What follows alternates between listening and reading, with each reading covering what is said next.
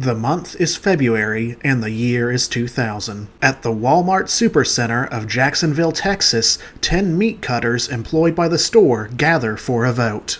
They are deciding whether to formally join the United Food and Commercial Workers Union. This union represents various blue-collar workers across North America. If they choose to join its local 540 chapter, they would in theory have greater ability to bargain and litigate for improved benefits and working conditions with local Walmart management or corporate. Ultimately, the meat cutters come to a decisive outcome. 3 votes against and 7 votes for unionization. They are the first U.S. Walmart workers to successfully vote to unionize. What should have been a cause for celebration will quickly deteriorate and sour when Walmart's stance on the matter becomes clear. Once the higher-ups were informed of what occurred, drastic measures and changes were allegedly enacted to stifle this small victory of organized labor in the United States' largest company. Welcome to Historical Detour. Be sure to like, comment, share, and subscribe. Consider pledging to my Patreon. Walmart and labor unions go together like peanut butter and ground glass sandwiches. That is to say, fraught and tense at best.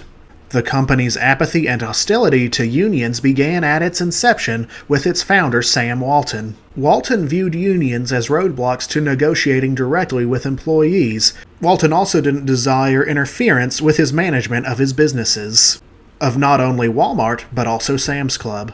By the late 1980s to early 1990s, Walmart surpassed other national chains, such as JCPenney's and Kmart, to be both the largest private employer and most profitable retailer in the world.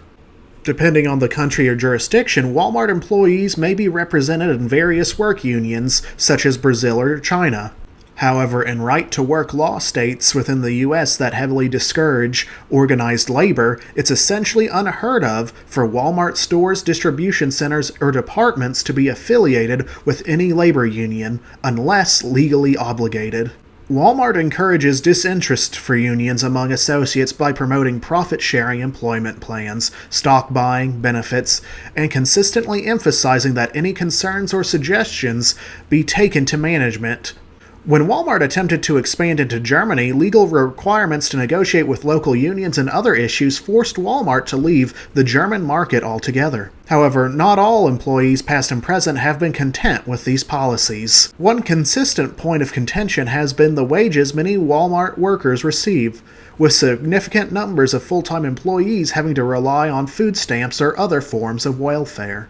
There were various attempts by labor unions before 2000 who attempted to recruit or entice Walmart employees. From the Teamsters appealing to truck drivers to retail unions with cashiers, many unionization efforts were killed in their infancy. Walmart management convinced employees to vote no or even allegedly attempted to fire union organizers or sympathetic workers. Quote, "When the Teamsters tried to organize a Walmart distribution center in Searcy, Arkansas in 1982, Walton himself told the workers that he'd take away their profit sharing if they voted for the union." End quote. In 2000, when the Jacksonville meat cutters decided to unionize, Walmart allegedly took steps to nullify the fledgling in-store union. Within weeks after the vote, Walmart made a drastic change in its store operations. Nearly 200 supercenters across 6 states, including Texas, would no longer offer meat to be cut in-store from deli or meat departments. Now only pre-cut and packaged meats would be sold to customers, eliminating in-store meat cutting associates altogether. In-store meat cutting is essentially now gone across all Walmart stores, the most immediate, ironic legacy of the Jacksonville Union. The meat cutters of Jacksonville would be transferred to other departments. Walmart claimed that this was a long-intended change and phase-out. Others allege that explanation made no sense, since allegedly fresh equipment had been purchased for the Jacksonville cutters by the store higher-ups. Walmart claimed that since the specialized meat cutters no longer existed, they were no longer legally bound to negotiate with the larger national union body.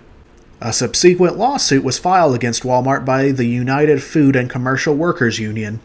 Decisions by the National Labor Relations Board have largely ruled in favor of the Local 540 in legal decisions that occurred to 2009. While Walmart would not be obligated to revive the meat cutter positions, they were required to negotiate benefits to the affected members of the union impacted directly by the sudden removal of the meat cutter positions. Walmart to the present maintains an aggressive anti-union stance. In one notable 2004 case, a Canadian Quebec store closed shortly after the workers voted to unionize. A closure Canadian courts ruled illegal. Walmart, when it can afford to legally and monetarily, will never bargain with a union, especially one that springs up in its own stores. Quick shout out to my paid patron Walter.